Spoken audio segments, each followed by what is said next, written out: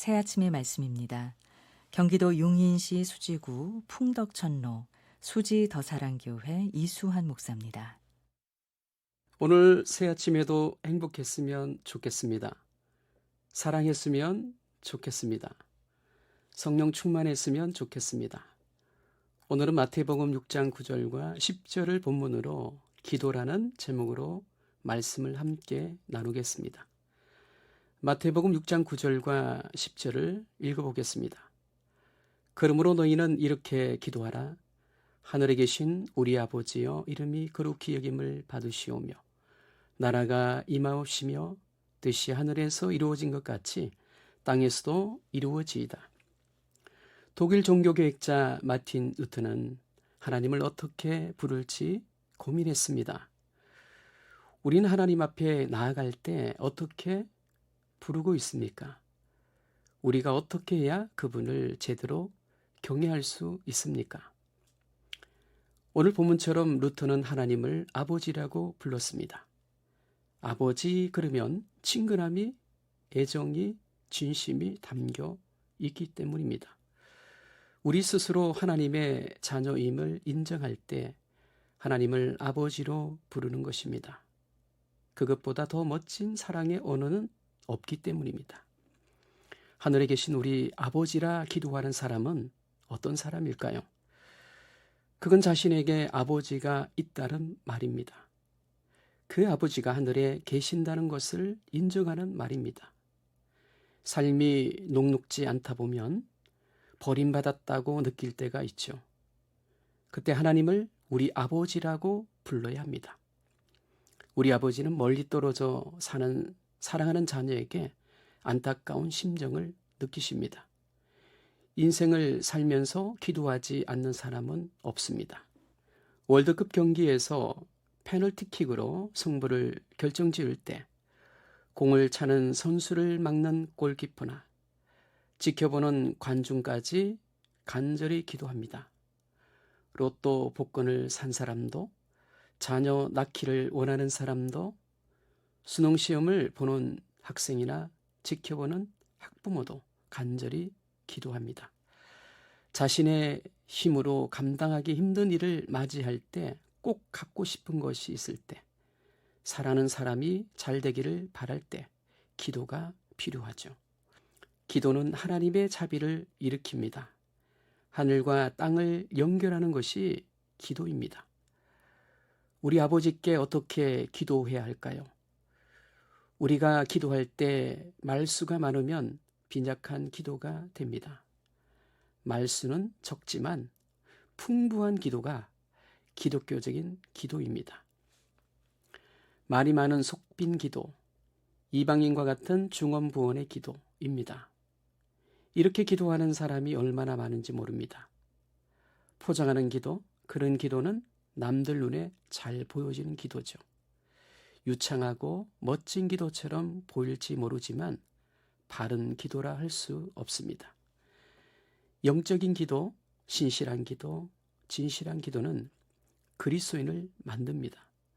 존귀한 하나님의 자녀로 만듭니다. 가고 가도 또 원점을 돌아가는 것 같은 막막함이 생길 때가 있습니다.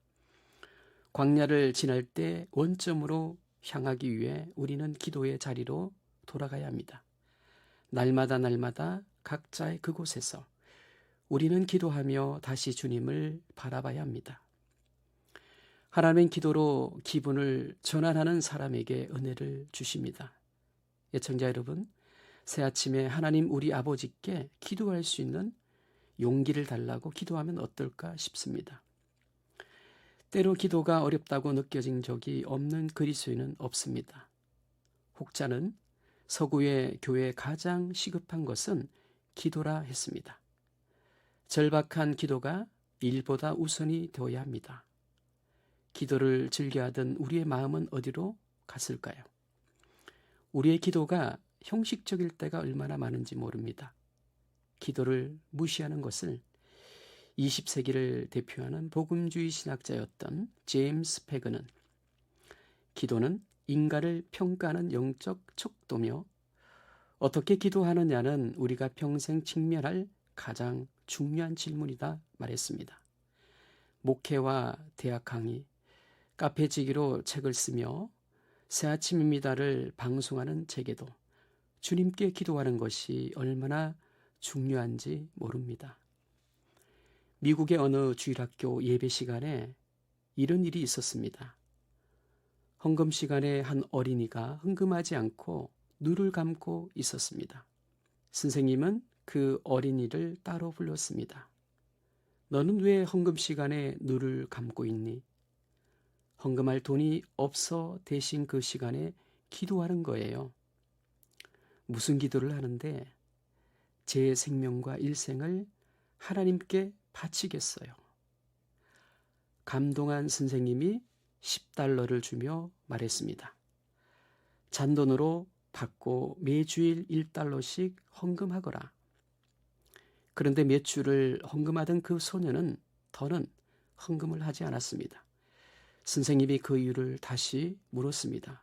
선생님, 말씀대로 잔돈을 받고 호주머니에 넣고 다녔는데 사 먹고 싶은 게 너무 많았어요.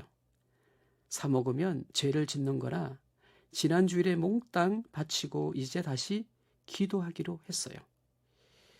이렇게 기도했던 소년이 바로 1885년 4월 5일 부활절 아침에 한국을 찾은 호루스 언더우드 선교사입니다.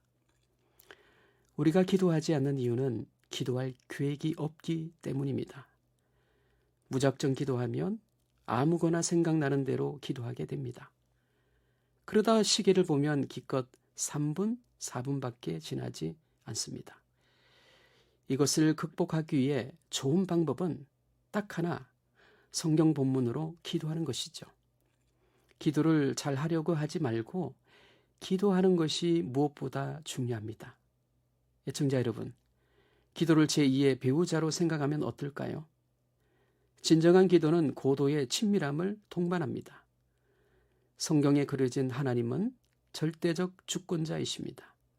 동시에 기도를 듣고 응답하시는 분이 우리 아버지십니다. 기도를 아버지와의 인격적인 관계로 보는 것은 적잖아 도움이 됩니다. 지혜로운 아버지는 어떤 아버지일까요? 뭔가를 주기보다 자녀와의 관계를 더 중요시하는 아버지입니다. 공급도 관계 일부지만 전부가 아니죠. 부자가 그저 함께 산책을 나갈 수 있습니다. 자녀는 뭔가를 얻거나 답을 알기 위해서가 아니죠. 그냥 함께 있는 게 좋아서 자주 아버지에게 말을 거는 것입니다. 사실 기도는 마법이 아닙니다. 하나님은 주권적이시지만 인격적인 분이십니다. 우리는 자기 중심적이라 죄에 너무 쉽게 빠집니다. 그러니 거룩하신 아버지께 나아갈 때 죄를 회개하는 기도가 필요합니다. 그러면 그분의 사랑과 용서하심이 넘치는 기쁨과 찬양으로 아버지께 나아갈 수 있습니다. 성경에 하나님을 대하는 모습은 우리를 풍요롭게 만듭니다. 그것이 우리 삶 속에 그대로 이식되면 좋겠습니다. 그것은 우리가 하나님과 더불어 마땅히 누려야 할 관계입니다. 기도는 자기 백성에게 복을 주시기 위해 그분이 정하신 최고의 교통수단입니다. 그러니 우리는 그분의 뜻, 그분의 가치관, 그분의 성품, 그분의 목적에 맞게 기도해야 합니다. 훌륭한 기도란 하나님과의 관계에서 맺는 열매이지 복을 얻어내는 기술이 아니기 때문입니다. 수많은 상황에서 우리는 뭐라고 기도해야 할지 모를 때가 있습니다. 그럴 때 기도의 열심인 바울이 어떤 말을 하는지 배워야 합니다. 로마서 8장 26절과 27절을 보면 이와 같이 성령도 우리의 연약함을 도우시나니 우리는 마땅히 기도할 바를 알지 못하나 오직 성령이 말할 수 없는 탄식으로 우리를 위하여 친히 간구하시느니라 말씀합니다. 다행인 건 우리가 기도하는 동안 성령께서 말없는 탄식으로 하나님께 중보로 도우십니다. 애청자 여러분, 오늘도 우리의 발걸음을 인도하시는 주님 때문에 기도하는 기분 좋은 새아침이 되기를 축복합니다. 새아침의 말씀, 경기도 용인시 수지구 풍덕천로 수지 더사랑교회 이수환 목사였습니다.